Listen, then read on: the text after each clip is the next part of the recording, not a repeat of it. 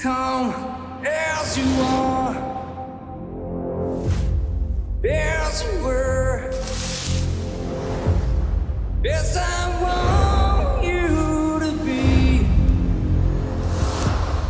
There's a friend. There's a friend. There's an old enemy.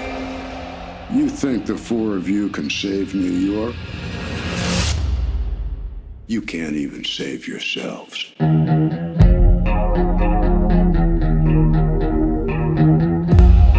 Nice ear.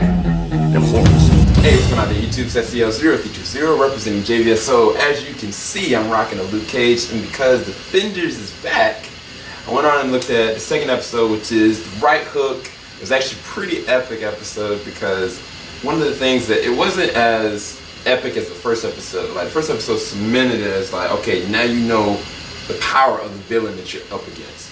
And in addition to that, just how cool it is having all these characters together, you know, in their own form, and the way they would shoot everything, the way they would process everything was cool. But they keep that trend into the second episode. The only thing that's happening now is they're starting to converge because they're all working towards this one specific thing that the hand has been setting up from the entire series altogether.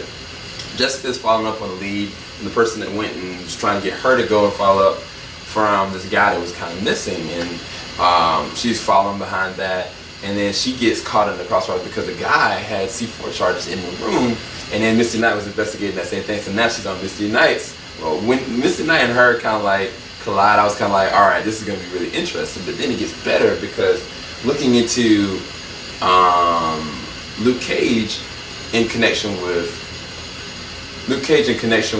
what he's doing with Finn Jones's Iron Fist and Colleen Wynn, they were actually going and investigating what happened from, you know, the point of impact. Like, they were like, okay, we got to figure out who's actually doing this. And so they found this person in their location, and then they see these people like spraying stuff. And I knew as soon as I saw like the number of people that were doing that, like Luke Cage was just investigating this person that had this all white on suit and this hat, and he sent these black kids off, and I was like, oh, okay, this is definitely connected.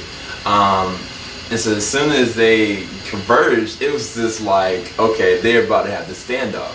The way that Jessica Jones and Matt Murdock connect, I thought was even better because it was like, that was like that ultimate check, like, okay, she needs help, and now he's there.